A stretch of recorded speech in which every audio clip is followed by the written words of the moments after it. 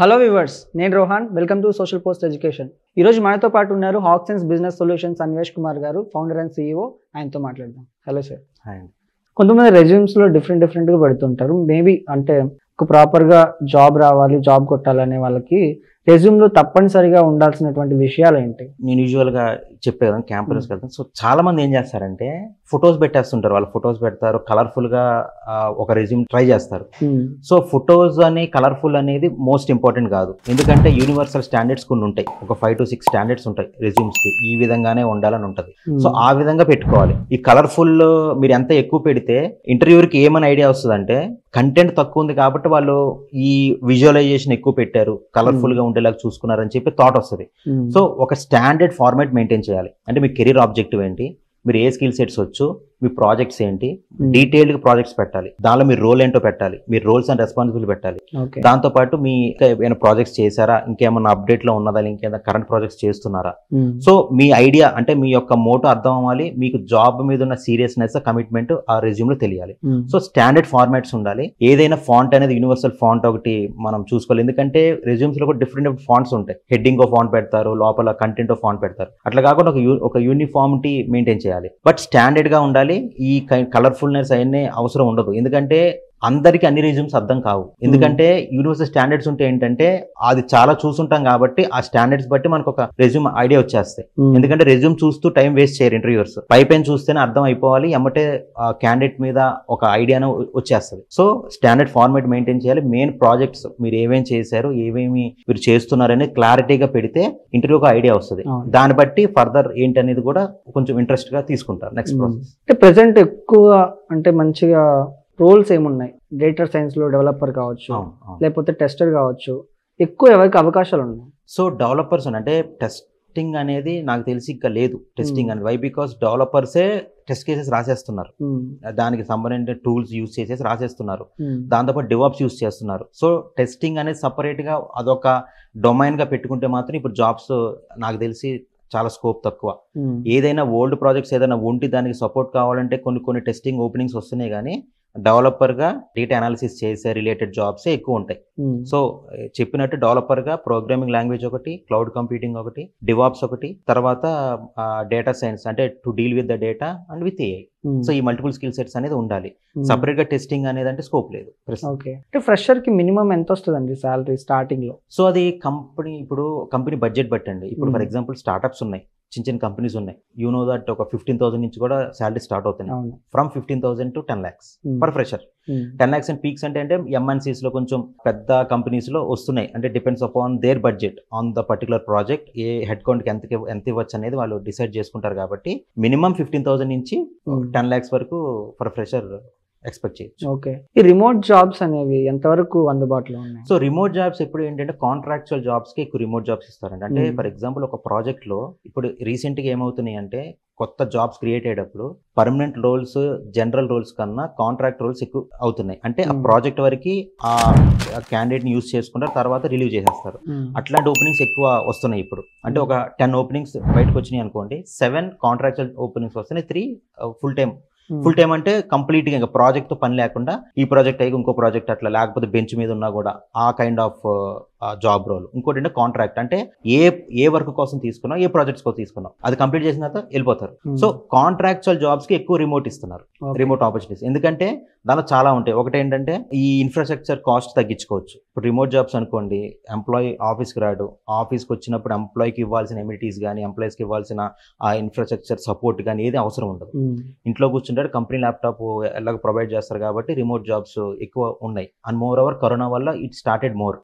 First ఏంటంటే IBM ఒకటే ఎక్కువ వర్క్ ఫ్రమ్ హోమ్ జాబ్స్ ఉంటాయి. కరోనా కాదు, ముందు ఒక 10-15 years నుంచి కూడా IBM ఒకటే first work from home jobs ఉండేవి, దానికంటే రిమోట్ జాబ్స్ ఉండేవి. తర్వాత కరోనా వచ్చిన తర్వాత నుంచి చాలా కంటిన్యూ అవుతున్నాయి. బట్ రీసెంట్ గా కొన్ని కంపెనీస్ హైబ్రిడ్ స్టార్ట్ చేసినాయి. 3 days work from office, 2 days work from home అని. కొన్ని కంపెనీస్ అయితే కంప్లీట్ గా 5 days a week you need to come to the office అని చెప్తుంది. సో రిమోట్ అంటే కాంట్రాక్చువల్ జాబ్స్ కి ఎక్కువ రిమోట్ ఆపర్చునిటీస్ ఇస్తారు. సో చాలా మంది ఇప్పుడు ఎంప్లాయీస్ కూడా ఎట్లా తయారయ్యారంటే, దాని మోటో మైండ్ సెట్ చెప్తున్నాను, రిమోట్ జాబ్స్ కి ఫస్ట్ ప్రిఫరెన్స్. అది రావట్లేదు, నాకు ఇంకా రిమోట్ కైండ్ ఆఫ్ లేదు అన్నప్పుడు ఇంకా పర్లేదని హైబ్రిడ్కి వస్తున్నారు. హైబ్రిడ్ లో కూడా నాకు ఇక్కడ స్కోప్ లేదంటే జాబ్ అయినా మానేస్తున్నారు, అంటే ఆ ఆపర్చునిటీ అయినా వదిలేసుకుంటున్నారు, కానీ ఎవ్రీడే ఆఫీస్ రావడానికి మాత్రం రెడీ లేదు. ఓకే. అంటే ఇప్పుడు సినారియోలో నేను చాలా మంది చూస్తుంటారు అంటే కాబట్టి జెన్జీస్ నడుస్తుంది కాబట్టి ఎగ్జాక్ట్లీ అలా. ప్యాకేజ్ మీద కూడా వాళ్ళు కాదు, నాకు వర్క్ ఫ్రమ్ హోమ్ జాబ్గా లేకపోతే నేను వీక్లీ ఇన్ని డేస్ రావడానికి అయితే ఓకే, ఎవ్రీడే ఆఫీస్ రావాలంటే I will let you know, నేను ఇంకా దీనికి I'm not interested for this position, I will go with other అని చెప్పేస్తాను. ఓకే. సో So, ఇలా కూడా మనీతో ఉన్నారు. పని లేదు, దేంతో పని లేదు, వాళ్ళకి ఏంటంటే ఆ ఫ్రీనెస్, ఆ లైఫ్ స్టైల్ అనేది మన అలవాటు అయిపోయింది కాబట్టి ఇంట్లో కూర్చొని వర్క్ చేయడానికి మన మైండ్ సెట్ అంతా ఫిక్స్ అయిపోయింది. ఎందుకంటే కొన్ని ఇయర్స్ అందరూ వర్క్ ఫ్రమ్ హోమ్ చేశారు. అవును. సో ఆ జాబ్ అయినా వదులుకోవడానికి రెడీగా ఉన్నారు, ఆ ఛాన్స్ అయినా వదులుకుని రెడీగా ఉన్నారు, కానీ ఆఫీస్కి వచ్చి పని చేయడానికి మాత్రం రెడీగా లేరు most of the people. Okay. చాలా మంది స్టూడెంట్స్ ఏం చేస్తుంటారంటే కోర్సులు తీసుకుంటూ ఉంటారు, కోర్స్ పూర్తయినా కూడా జాబ్స్ రావు వాళ్ళకి. అంటే మెయిన్ రీజన్స్ ఏంటి వీటికి, కోర్సులు పూర్తి చేసినా కూడా జాబ్స్ రాకపోవడం? ఫస్ట్ ఏంటంటే అండి, మన ట్రయల్స్ ఎంతవరకు వేస్తున్నాం అనేది అది మన చేతిలో ఉంటుంది. సో మనం ఒక ట్రైనింగ్కి వెళ్ళినా లేదా ఒక కోర్స్ మనం నేర్చుకున్నప్పుడు మనం దాని మీద ఎంత ప్రాక్టికల్ నాలెడ్జ్ తెచ్చుకున్నామో, దాని మీద ఎంత ప్రాక్టికల్ ప్రాజెక్ట్ నాలెడ్జ్ ఉందనేది ఫస్ట్ మనం అర్థం చేసుకోవాలి. అంటే బయటకు వచ్చే టైంకి మనం ఎట్లున్నాం, జాబ్ రెడీగా ఉన్నామా, ప్రాజెక్ట్ మనకి డిప్లాయ్ చేసినా కూడా మనం ఇళ్ళగలిగేలాగా ఉన్నామా, వాళ్ళు అడిగే ప్రతి ప్రాక్టికల్ క్వశ్చన్స్కి మనం, అంటే సినారియో బేస్డ్ అంటారు, దానికి ఆన్సర్ చేయగలమా, అది ఫస్ట్. సెకండ్ ఏంటంటే మనకు వచ్చే ఛాన్సెస్, మనకు వచ్చే ఇంటర్వ్యూ కాల్స్, అది మన చేతుల్లో ఉండదు. సో మనం ఎక్కడైనా అప్లై చేస్తుంటాం జాబ్ పోర్టల్స్లో కానీ, లేకపోతే తెలిసిన రిఫరెన్సెస్ అని తీసుకుంటుంటాం, ఆ ఇంటర్వ్యూ కాల్స్ వచ్చేలా మనకు సంబంధం లేదు, అది will not be in our hands. But వస్తే ఎట్లా ఉపయోగించుకోవాలి విల్ బి ఇన్ హ్యాండ్స్. అంటే మనం ట్రై చేస్తూ ఉండాలి. ఇప్పుడు ఎమ్మటే వచ్చేయాలి లేకపోతే ఓవర్ నైట్లో నాకు జాబ్ వచ్చేయాలంటానికి there is no scope. So ఒక few months, 6 months 7 months 8 months try చేస్తూనే ఉండాలి. అది వస్తుందా రాదా అనేది we need to wait and see. But మనం వస్తే ఫస్ట్ ఛాన్స్నే మనం మిస్యూజ్ అవ్వకుండా ప్రాపర్గా యూజ్ చేసుకోవాలి. ఒక ఇంటర్వ్యూ కాల్ వచ్చినా కూడా మనం పక్కా జాబ్కి మనం వెళ్ళిపోయేలాగా మనం గెట్ రెడీగా ఉండాలి అనేది అది మన చేతిలో ఉంటుంది కాబట్టి we should look into that. చాలా కాలేజెస్ ఏం చేస్తుంటారంటే ప్లేస్మెంట్స్ కండక్ట్ చేస్తూ ఉంటాయి. కొన్ని కాలేజెస్, అన్ని కాలేజెస్ కాదు, ఫేక్ ప్లేస్మెంట్స్ కూడా కండక్ట్ చేస్తూ ఉంటారు. అసలు ఇది ఫేక్ ప్లేస్మెంట్ జాబ్ అని కనుక్కోవాలంటే మెయిన్ గా మనం ఏం చేయాలి? కాలేజెస్లో ఇప్పుడు ఫర్ ఎగ్జాంపుల్ కాలేజెస్ ఉన్నాయండి. ఇప్పుడు మాకు ఒక కాలేజ్ మా ప్లేస్మెంట్స్కి ఇన్వైట్ చేస్తారు, చేసినప్పుడు ఆ కంపెనీ ఏంటి దాని ఏంటి మొత్తం చూస్తారు. సో కాలేజెస్ చేసే వెరిఫికేషన్ చేస్తారు. ఇక్కడ ఫేక్ ప్లేస్మెంట్స్ అంటూ ఏ ఉండదండి, ఎందుకంటే కంపెనీ ఒకళ్ళని తీసుకుంటే థర్డ్ సెమ్లో తీసుకుంటుంది కదా, అంటే 1 year టైం ఉంటుంది. వాళ్ళని కన్సిడర్ చేసుకున్న తర్వాత వాళ్ళు బయటకు వచ్చి సర్టిఫికేట్స్ వచ్చి కంపెనీలోకి కన్సిడర్ చేయాలంటే 1.5 year టైం ఉంటుంది. ఈ 1.5 yearలో వాళ్ళని ఏ ప్రాజెక్ట్కి తీసుకున్నామో, వాళ్ళకి ఏ స్కోప్కి తీసుకున్నామో అనేది మారిపోతాయి, సినారియోస్ అన్ని మారిపోతున్నాయి. మారిపోయినప్పుడు ఆ హెడ్ కౌంట్ రిక్వైర్మెంట్ లేనప్పుడు వాళ్ళు తీసుకోరు, వెయిట్ చేస్తారు, వెయిట్ చేయండి అంటారు. సో ఆ విధంగా ప్లేస్మెంట్స్ అనేది హోల్డ్ అవుతున్నాయి. బట్ ప్లేస్మెంట్స్ ఉంటేనే కదా కంపెనీస్ అయినా వెళ్ళేది, ప్లేస్మెంట్ లేకపోతే ఏ కంపెనీ వెళ్ళదు. బట్ ఆ టైంకి ఉన్న ప్లేస్మెంట్స్, ఆ టైంకి ఉన్న స్కోప్, ఆ హెడ్ కౌంట్ని మనం పలానా ప్రాజెక్ట్కి కానీ పలానా క్లయింట్కి కానీ మనం యూజ్ చేయాలన్న స్కోప్ వాళ్ళు బయటకు వచ్చే టైంకి మారిపోతున్నాయి సిచ్యువేషన్స్. మారిపోతున్నప్పుడు ఏం చేస్తారు, ఇప్పుడు అక్కడ వాళ్ళ మీద మనం వాళ్ళతో వర్క్ చేయించుకోవాలి, వాళ్ళతో మనం ఒక కంపెనీస్ ప్రాజెక్ట్లో డీల్ చేయించాలి, బిజినెస్ రిలేటెడ్గా ఏదైనా చేసేది. బట్ వాళ్ళతో అక్కడ ప్రాజెక్ట్ అనేది ఇంకా హోల్డ్లో ఉందో లేకపోతే దానికి ఇంకా స్టార్ట్ అవ్వడానికి టైం పడుతుంది అన్నప్పుడు వీళ్ళని తీసుకొని కంపెనీస్ ఏం చేయలేవు, వీళ్ళు లోపలికి తీసుకొని ఆ విధంగా కొన్ని అట్లా ఆగిపోతాయి. అంటే వాళ్ళు తీసుకున్న మోటో, వాళ్ళు తీసుకున్న రోడ్ మ్యాప్కి వాళ్ళు బయటకు వచ్చే టైంకి అక్కడ ఉన్న ప్రజెంట్ సినారియోకి చేంజెస్ జరిగిపోతాయి. జరిగిపోయినప్పుడు ఏం చేస్తారు, you please be wait, will call you.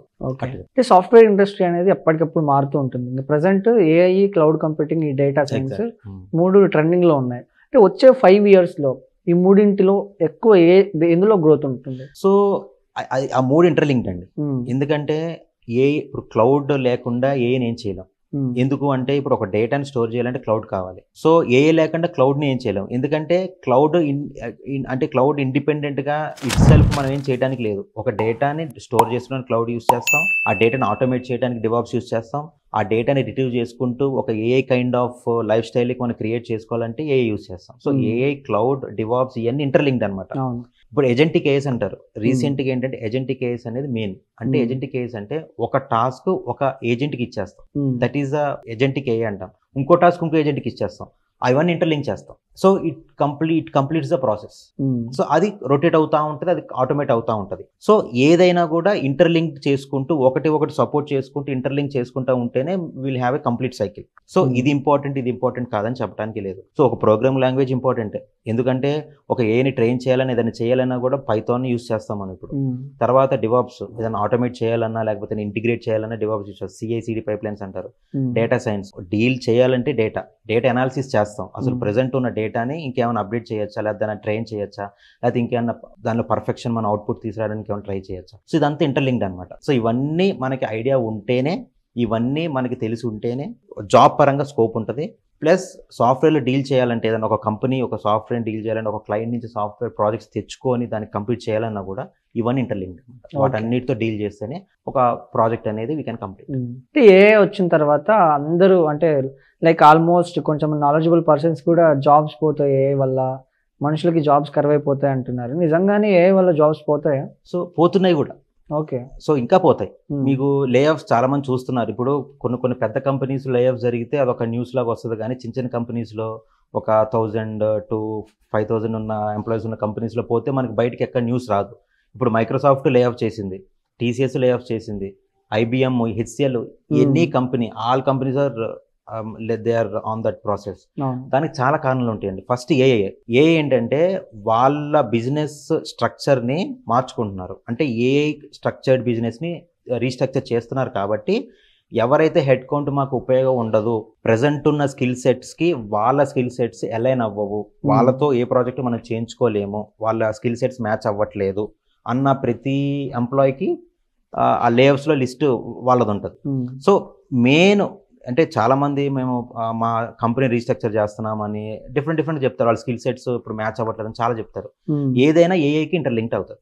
So ఇప్పుడు ఫర్ ఎగ్జాంపుల్ ఇదివరకు ఒక ప్రాజెక్ట్కి ఒక 10 people కావాలనుకోండి, ఇప్పుడు ఒక 4 to 5 peopleతో చూసేసుకొని ఇంకో 5 people మీద 5 peopleతో చేయించుకోవాల్సిన వరకు ఏతో చేంజ్ చేసుకుంటాం. సో 5 people ప్రాబిలిటీ అనేది తగ్గిపోయింది కదా. సో ఆ విధంగా ఒక ప్రాజెక్ట్కి క్రియేట్ అయ్యే మ్యాన్ పవర్ కావాల్సిన వాళ్ళు తగ్గిపోతున్నాయి. ఏఐతో రీప్లేస్ చేసేస్తున్నారు, హ్యూమన్స్ని రీప్లేసింగ్ విత్ ఏఐ. దానివల్ల మనకి ప్రాజెక్ట్స్ జాబ్స్ క్రియేట్ అవ్వట్లేదు, ఉన్న జాబ్స్ కూడా దానివల్లే పోతున్నాయి.